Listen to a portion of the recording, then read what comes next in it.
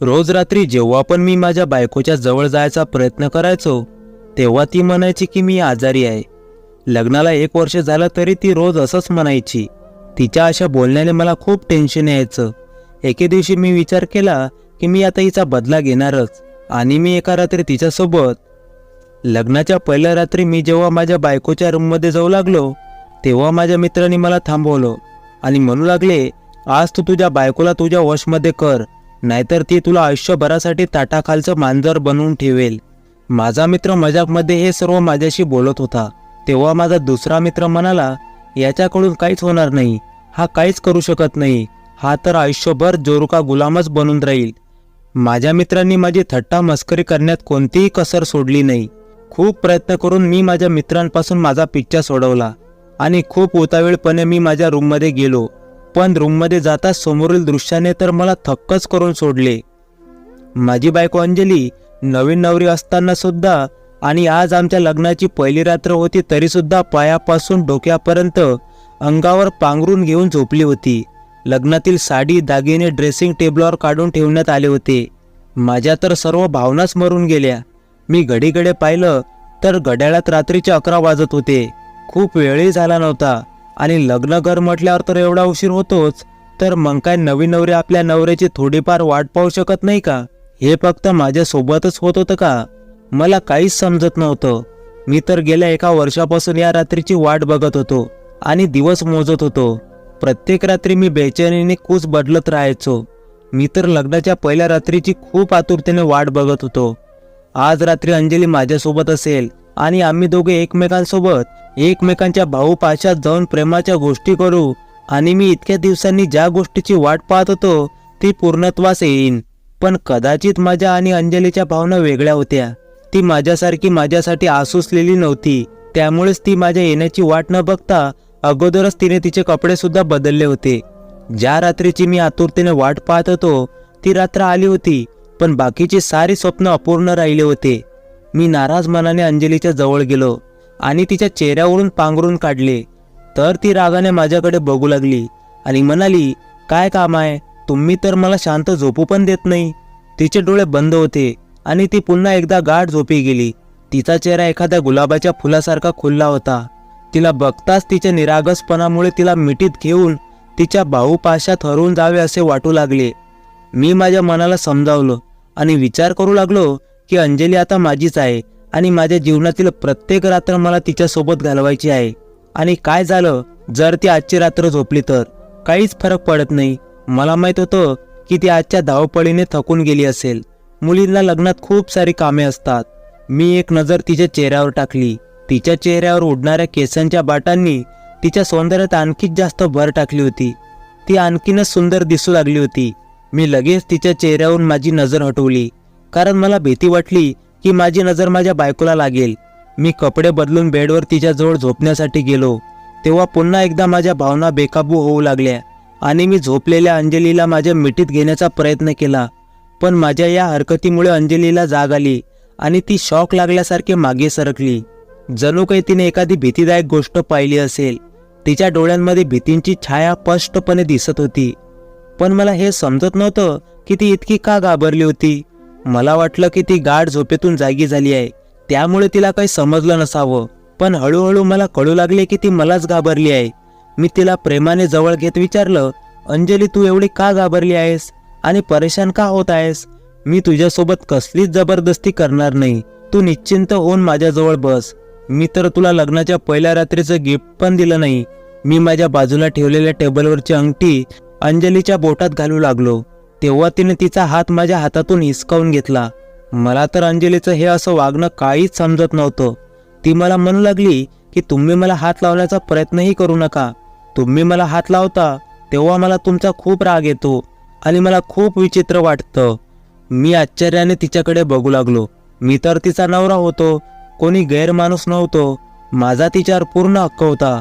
पण आजच्या रात्री तिच्यासोबत जबरदस्ती केली असती तर देव जाणे तिने माझ्याबद्दल काय विचार केला असता. त्यामुळे मी तिला म्हटलं की तू टेन्शन घेऊ नकोस आणि आरामशीर झोप.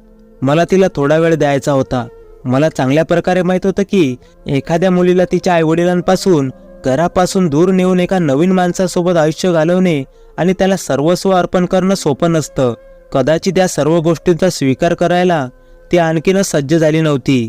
त्यामुळे ती माझ्यासोबत अशी वागत होती. थोड्या वेळानंतर ती परत पांघरून घेऊन झोपी गेली. मी कूस बदलली आणि भिंतीकडे एकटक पाहू लागलो. मी शिकला सवरलेला माणूस होतो. मला माहीत होतं की पती पत्नीचं नातं हे खूप नाजूक असतं. त्याला प्रेमाने आणि त्यागानेच निभवता येतं. पण मला या गोष्टीची जराही कल्पना नव्हती की आमच्या दोघांच्याही पती पत्नीच्या नात्यामध्ये मला एवढा मोठा त्याग करावा लागेल. सकाळी जेव्हा झोपेतून उठली तेव्हा रात्री नाराज असलेली अंजली गायब झाली होती. ही तर वेगळीच अंजली पाहायला मिळत होती. तिचा मूड खूप चांगला होता. ती खूप चांगल्या प्रकारे तयार झाली होती. मी तिच्याजवळ जाणारच होतो की ती लगेच रूममधून बाहेर निघून गेली. बाहेर जाऊन तिने खूप प्रेमाने माझ्या आईवडिलांच्या पाया पडून आशीर्वाद घेतला आणि त्यांच्या जवळ जाऊन बसली. मला अंजलीचं हे रूप पाहून खूप आनंद झाला. मी खूप खुश झालो. मला विश्वास वाटू लागला की ती लवकरच आमच्या घरात सगळ्यांच्या मनात घर करेल. माझ्या छोट्या भावा बहिणीसोबत सुद्धा ती खूप प्रेमाने बोलत होती. मी तिथेच थांबून तिच्याकडे बघत होतो. तिचा तो सुंदर आणि निरागस चेहरा मला उत्तेजित करत होता. माझं तर मन करत होतं की तिला अलगद उचलावं आणि परत रूममध्ये घेऊन जावं. मी तर तिला नवरीच्या रूपात मन भरून पाहिलंही नव्हतं. दुसऱ्या दिवशी आमच्या रिसेप्शनची पार्टी होती. रिसेप्शनच्या स्टेजवर रिसेप्शन चालू असतानाच मी अंजलीच्या कानामध्ये सांगून टाकलं की आज रात्री मी रूममध्ये येण्याच्या अगोदरच तू तुझे कपडे बदलू नकोस. मला तुला मन भरून बघायचं आहे. अंजलीने माझ्या प्रश्नाचं काहीच उत्तर दिलं नाही. ती तिच्या मावस भावासोबत बोलण्यामध्ये अशी काही व्यस्त होती की तिला मी तिच्याजवळ उभा आहे याची थोडीही पर्वा नव्हती. त्या दोघांमध्ये असं काय महत्वाचं बोलणं चालू होतं की तिचं माझ्याकडे जराही लक्ष नव्हतं. मला काहीच कळत नव्हतं. रात्री मी जेव्हा रूममध्ये गेलो तेव्हा मी सांगूनही तिने तिचे कपडे चेंज करून ती गाढ झोपी गेली होती. मला अंजलीचा खूप राग आला होता. पण तिच्या मनामध्ये माझ्याबद्दल काहीच प्रेम किंवा माझी काहीच इज्जत नव्हती. ती माझ्या कोणत्याच बोलण्याचा मान ठेवत नव्हती. ना तिला माझ्या कसल्याही भावनांची कदर नव्हती. मी तिच्याजवळ जाऊन तिच्या अंगावरचं पांघरून काढलं आणि तिला हलवून उठवू लागलो. तेव्हा ती झोपेतून जागी झाली आणि माझ्याकडे प्रश्नार्थक नजरेने बघू लागली. मी तिला म्हटलं की अंजली, मी तुला सांगितलं होतं की मी येईपर्यंत माझी वाट बघ. तेव्हा ती म्हणू लागली, राहुल, मला खूप झोप येत आहे, त्यामुळे मी आता उठू शकत नाही. मला लवकरच झोपायची सवय आहे. तेव्हा मी म्हटलं की तुला आता जाग आली आहे तर तू उठून बस आणि काही वेळ माझ्यासोबत घाल. सकाळी उशिरापर्यंत तुला कोणीच उठवायला येणार नाही. तिच्या सुंदर चेहऱ्यावर नजर पडताच माझा सगळा राग निघून गेला. ती डोळे चोळत उठून बसली. जणू काही ती माझ्यावर उपकारच करत आहे. मला हे आता सहन होत नव्हतं. माझ्यासाठी हे सगळं सहन करण्यापलीकडचं झालं होतं. मी प्रेमाने तिच्या गालावर किस केला. तिच्यासाठी हे सर्व खूप विचित्र होतं. ती घाबरून बेडवरून खाली उतरली आणि रागाने माझ्याकडे बघत म्हणू लागली की हे माझ्यासाठी खूप विचित्र आहे. मी तुम्हाला लग्नाच्या पहिल्या रात्रीच सांगितलं होतं की माझ्यापासून दूर राहा, माझ्याजवळ येण्याचा प्रयत्न करू नका. मला तर हेच कळत नव्हतं की तिला मी तिच्याजवळ येण्यामुळे काय प्रॉब्लेम होतो. मी तिच्याजवळ गेलो आणि जबरदस्तीने तिचा हात पकडून तिला माझ्याकडे ओढलं आणि माझ्या मिठीत घेतलं. असं केल्यामुळे ती हमसून हमसून रडू लागली.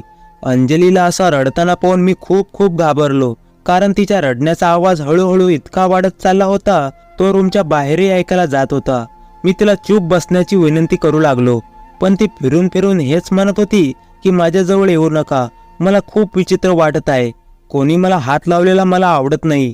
अंजलीच्या अशा वागण्यामुळे मी खूप आश्चर्यचकित झालो. मला संशय येऊ लागला की कदाचित अंजली एखाद्या मानसिक रोगाची शिकार तर नसेल ना, आणि ही गोष्ट मला आज समजली असेल. ती म्हणू लागली की मला थोडासा वेळ द्या, त्यामुळे त्यानंतर सगळं काही ठीक होईल. पण माझ्या मनात एक ज्वाला उफाळत होती. मला आता हे सहन होत नव्हतं. मी 30 वर्षाचा एक तरुण मर्द होतो आणि माझी काही स्वप्न आणि गरजा होत्या. मला माझ्या पत्नीवर भरभरून प्रेम करायचं होतं, पण ती तर मी हात लावतात अशा काही हरकती करायची की मी कधी विचारही केला नव्हता.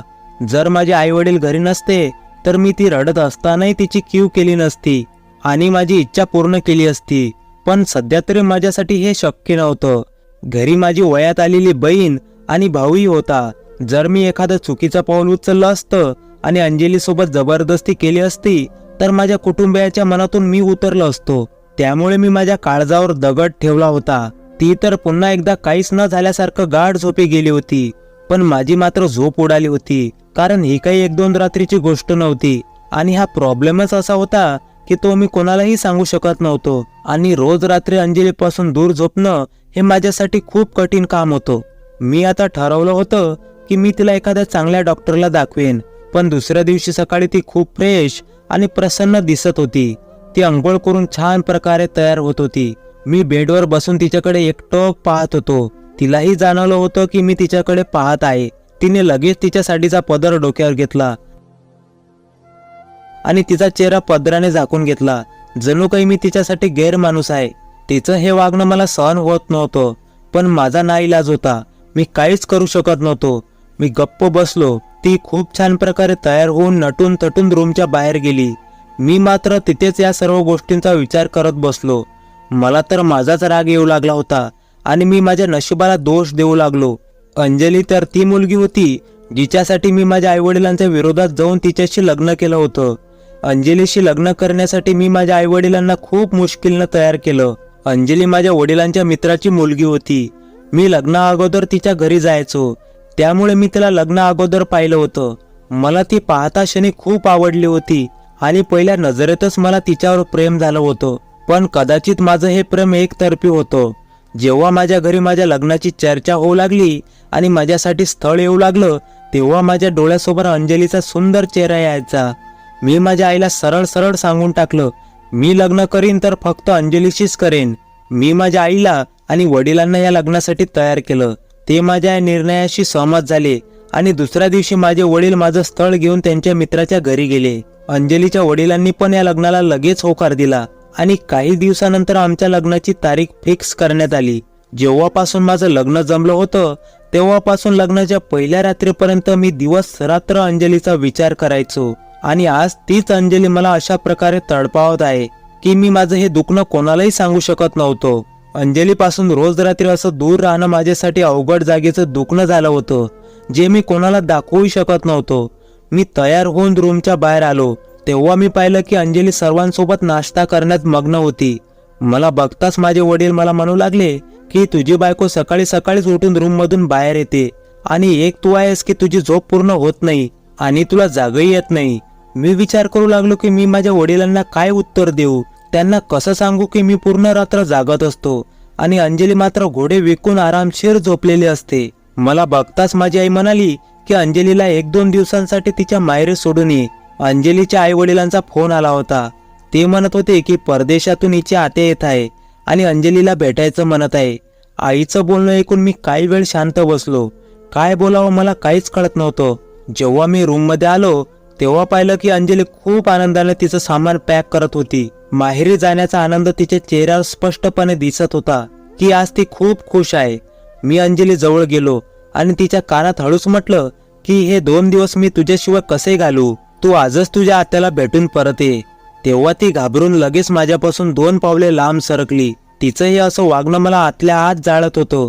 मी तिला माहेरी घेऊन जाण्याऐवजी डॉक्टरकडे घेऊन गेलो. अगोदर तर तिला या गोष्टीचं खूप आश्चर्य वाटलं.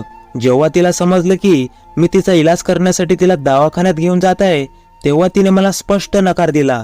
ती मला म्हणाली की मला थोडा वेळ द्या, मी ठीक होईल, मला उपचाराची काहीच गरज नाही. मी खूप समजावूनही ती डॉक्टरकडे येण्यास तयार झाली नाही. मी तिला तिच्या माहेरी सोडून आलो आणि दुसऱ्या दिवशी जेव्हा मी तिला घेण्यासाठी तिच्या घरी गेलो तेव्हा ती तिच्या मावशीच्या मुलासोबत ड्रॉइंग रूम मध्ये बसून काय बोलत होती माहित नाही. मला बघताच ती एकदम गप्प बसली. ते दोघं एकमेकांच्या इतके जवळ बसले होते की मला तर आश्चर्याचा धक्काच बसला. मी विचार करू लागलो की माझ्या बायकोला मी हात लावल्यास खूप विचित्र वाटते आणि इथे तर या मुलासोबत इतके चिटकून बसली आहे की तिला आता याचं विचित्र वाटत नव्हतं. मी अंजलीला घेऊन घरी परत आलो. दिवस खूप लवकर जात होते. अंजली एकतर इलाजही करून घ्यायला तयार नव्हती आणि मला तिच्या जवळही येऊ द्यायला तयार नव्हती. मला खूप जास्त टेन्शन येऊ लागलं होतं आणि माझ्या मित्रांना सुद्धा माझ्या चेहऱ्यावरची उदासी दिसत होती. ती मला कधी कधी विचारायची की तू इतका गप्प का राहू लागला आहेस, तुला काय प्रॉब्लेम आहे. पण मी त्यांना काहीच सांगू शकत नव्हतो की काय प्रॉब्लेम आहे. रोज रात्री मी बेडवर कूस बदलत राहायचो आणि जेव्हा अंजलीला झोपलेलं बघायचो तेव्हा माझ्या मनातल्या भावना उफाळून यायच्या. पण मी मजबूर होतो, काहीच करू शकत नव्हतो, कारण मी हात लावताच अंजली रडू लागायची. पण सगळ्यात जास्त आनंद तर मला या गोष्टीचा होता की ती माझ्या घरच्यांसोबत खूप मिळून मिसळून राहायची आणि माझं घर खूप चांगल्या प्रकारे सांभाळायची. माझी आई तर अंजलीचं खूप कौतुक करायची. माझी बहीण आणि भाऊ सुद्धा त्यांच्या वहिनीचं खूप कौतुक करायचे. कधी कधी तिच्या मावशीचा मुलगा आमच्या घरी यायचा तेव्हा दोघे जण ड्रॉइंग रूम मध्ये बसून तासन तास गप्पा मारायचे. आणि कधी कधी रात्री जेव्हा त्याचा फोन यायचा तेव्हा ती फोनवर बोलण्यासाठी रूमच्या बाहेर जायची. जेव्हा मी तिला याचं कारण विचारायचो तेव्हा ती म्हणायची की रेंजचा प्रॉब्लेम असल्यामुळे मी टेरेसवर गेले होते. सुधीर अंजलीच्या चुलत मावशीचा मुलगा होता. नात्याने तो तिचा मावस भाऊ लागत होता. पण त्या दोघांचं असं जवळ येणं मला त्यांच्यावर संशय घ्यायला भाग पाडत होतं. पण माझ्याकडे असा काहीच ठोस पुरावा नव्हता की मी माझ्या पत्नीवर काही चुकीचा आरोप करेल. दिवस खूप भरभर जात होते. आता आमच्या लग्नाला जवळजवळ 1 वर्ष पूर्ण झालं होतं. तरी सुद्धा आम्ही दोघे शरीराने एकत्र आलो नव्हतो. दुनियेच्या नजरेत आम्ही नवरा बायको होतो. पण आमच्या दोघांमधलं अंतर आम्हालाच माहित होतं. आम्ही ते अंतर अजूनही मिटवू शकलो नव्हतो. जर माझं अंजलीवर प्रेम नसतं तर मी आतापर्यंत माझ्या आई वडिलांना सर्व काही सांगून टाकलं असतं. पण मी माझ्या पसंतीने अंजली सोबत लग्न केलं होतं आणि काहीही झालं तरी मला अंजली सोबतच हे नातं टिकवायचं होतं. पुढच्या 1-2 दिवसात माझ्या लग्नाचा वाढदिवस होता. लग्नाच्या वाढदिवसानिमित्त मी माझ्या मित्राच्या फार्म हाऊसवर खूप छान प्रकारे सजवून घेतलं आणि ठरवलं की आज रात्री काहीही झालं तरी मी अंजली सोबत बेडवर एकरूप होणारच. कारण मला माहित होतं की मी माझ्या घरी माझी लग्नापासूनची ही इच्छा पूर्ण करू शकत नाही. त्यामुळे मी अगोदरच माझ्या आई वडिलांना सांगून ठेवलं होतं की मी वाढदिवसाच्या दिवशी अंजलीला सरप्राईज देणार आहे आणि आजची रात्र आम्ही माझ्या मित्राच्या फार्म हाऊसवर घालवणार आहोत. मी अंजलीला घेऊन माझ्या मित्राच्या फार्म हाऊसवर जाऊ लागलो, जे की शहराच्या बाहेर होतं. मी अंजलीला ही गोष्ट सांगितली नव्हती की आपण आजची रात्र फार्म हाऊसवर घालवणार आहोत. कारण मला माहित होतं की जर मी तिला अगोदरच सांगितलं तर ती काहीतरी कारण सांगून टाळण्याचा प्रयत्न करेल. मला तिचा बदला घ्यायचा होता. त्यामुळे मी विचार केला होता की आजची सारी रात्र मी तिला माझ्या मिठीत घेऊन बसेल आणि 1 वर्षापर्यंतची सर्व कसर भरून काढेल. फार्म हाऊसवर पोहोचल्यानंतर अंजलीला समजलं की आम्ही दोघे आजची रात्र इथे घालवणार आहोत. आणि जेव्हा तिला हे समजलं की घरचे कोणीच इथे येणार नाही तेव्हा ती खूप रागावू लागली आणि म्हणू लागली की आपण शहरापासून इतक्या दूर कशाला आलो आहोत, आत्ताच्या आत्ता घरी चला. मी तिचं काहीच ऐकलं नाही आणि तिला उचलून घेत रूम मध्ये जाऊन बेडवर टाकलं. मी तिला म्हटलं की अंजली, या क्षणाची लग्न झाल्यापासून वाट बघत आहे, पण तू माझ्या भावनांची कधीच कदर केली नाहीस. मला आता हे सहन होत नाही. तू माझी बायको आहेस आणि आपल्या दोघांमध्ये हे सगळं होणं जायज आहे. त्यामुळे मी आता आणखीन वाट पाहू शकत नाही. असं म्हणून मी जेव्हा तिच्या जवळ गेलो तेव्हा तिने मला धक्का देत बाजूला सारलं आणि बेडवर उठून उभी राहिली आणि हमसून हमसून रडू लागली. आणि रडत रडत ती मला म्हणू लागली की माझं दुसऱ्या मुलावर प्रेम आहे. मी माझ्या आईवडिलांपासून चोरून त्या मुलाशी लग्नही केलं आहे. अंजलीच्या तोंडून हे ऐकून तर माझ्या पायाखालची जमीनच सरकली. हे कसलं सत्य होतं जे मला लग्नाच्या 1 वर्षानंतर समजलं होतं. ती माझी नाही तर दुसऱ्याच कोणाची तरी बायको होती आणि ही गोष्ट मी काही केल्या सहन करू शकत नव्हतो. मी अंजलीच्या केसांना पकडलं आणि म्हटलं की आता तमाशा बस झाला आणि जे काही आहे ते खरं खरं सांग. मी विचारल्यानंतर अंजलीने मला जे काही सांगितलं ते ऐकून तर मला धक्काच बसला. अंजलीने ज्या मुलासोबत लग्न केलं होतं त्या मुलाचं नाव राकेश होतं. राकेश अंजलीच्या मावशीचा मुलगा सुधीरचा मित्र होता. सुधीरने राकेश आणि अंजलीची भेट घडवून आणली होती. अंजली आणि राकेश एकमेकांवर 3 वर्षापासून प्रेम करत होते. अंजलीने राकेश विषयी तिच्या घरच्यांना सांगितलं होतं, पण तिच्या घरचे अंजलीचं लग्न राकेश सोबत करायला तयार नव्हते. त्यामुळे त्या दोघांनी गुपचूप लग्न केलं. पण ही गोष्ट त्या दोघांनी कोणालाही सांगितली नव्हती. राकेश अंजलीला हे सांगायचा की जेव्हा त्याला चांगली नोकरी मिळेल तेव्हा तो त्याच्या घरच्यांना सगळं काही सांगेल आणि जेव्हा त्याच्या घरचे परवानगी देतील तेव्हा तो अंजलीला त्याच्या घरी घेऊन जाईल.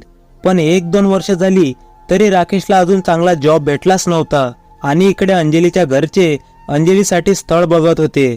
आणि तेव्हाच माझे वडील अंजलीच्या घरी माझं स्थळ घेऊन गेले होते. तेव्हा अंजलीच्या वडिलांनी लगेच होकार दिला. अंजलीने भीतीपोटी तिच्या आणि राकेशच्या नात्याबद्दल आणि लग्नाबद्दल काहीच सांगितले नाही आणि इच्छा नसतानाही तिने माझ्यासोबत लग्न केले. जेव्हा राकेशला अंजलीच्या लग्नाबाबत कळालं तेव्हा तो तिला म्हणाला की काहीही कारण सांगून तू राहुल पासून लांब राहा, त्याला तुझ्याजवळ येऊ देऊ नकोस. मी माझ्या घरच्यांना मनवण्याचा प्रयत्न करत आहे. जर त्यांनी होकार दिला तर मी तुला लगेच माझ्या घरी घेऊन जाईल. त्यामुळे अंजली माझ्यापासून लांब लांब राहायची आणि ती लग्नापासून आतापर्यंत राकेशची वाट बघत आहे की कधी राकेश त्यांच्या घरच्यांना मनवेल आणि लग्नाचं सत्य सांगून तो तिला त्याच्यासोबत घेऊन जाईल. हे सगळं सांगत असताना अंजली रडत होती. ती फक्त राकेशची वाट बघत होती की एक ना एक दिवस राकेश नक्कीच तिला घ्यायला येईल. पण अंजलीचं बोलणं ऐकून तर मला एक गोष्ट नक्कीच समजली होती की राकेशने अंजलीचा फक्त वापर केला आहे. मी अंजलीला खूप प्रेमाने माझ्याजवळ बसवलं आणि तिला विचारलं की तुला माझ्याजवळ राहायचं आहे की राकेश जवळ. मी हा प्रश्न विचारताच अंजली गप्प बसली. काही वेळानंतर अंजलीने मला म्हटलं की तिला माझा स्वभाव आणि माझी सोबत खूप आवडते. जवळजवळ 1 वर्षापासून सोबत राहिल्याने तिला माझी सवय झाली होती. तिला माझ्यावर प्रेम नव्हतं, पण ती माझा आदर करत होती. एवढं म्हणून ती परत रडू लागली. पण हे अश्रू दुःखाचे नसून आनंदाचे होते आणि ती माझ्या मिठीत शिरून म्हणू लागली की तुम्हीच माझं खरं प्रेम आहात. बालिशपणाने मी एका चुकीच्या माणसाची निवड केली होती. पुढच्या काही दिवसात मी घटस्फोटाचे पेपर बनवून अंजली आणि राकेशचा घटस्फोट करून दिला. अंजलीने एका खोट्या माणसावर विश्वास ठेवून खूप साऱ्या नात्यांना अडचणीत आणलं होतं. जर माझं तिच्यावर खरं प्रेम नसतं तर मी तिला खूप अगोदरच सोडून दिलं असतं. पण मी तिच्यावरच्या प्रेमापोटी तिच्या सर्व चुका माफ केल्या आणि तिला आपलंसं केलं. मित्रांनो, तुम्हाला ही कथा कशी वाटली कमेंट करून नक्की सांगा आणि चॅनलला प्लीज सबस्क्राईब करा. पुन्हा भेटू नवीन कथेसह.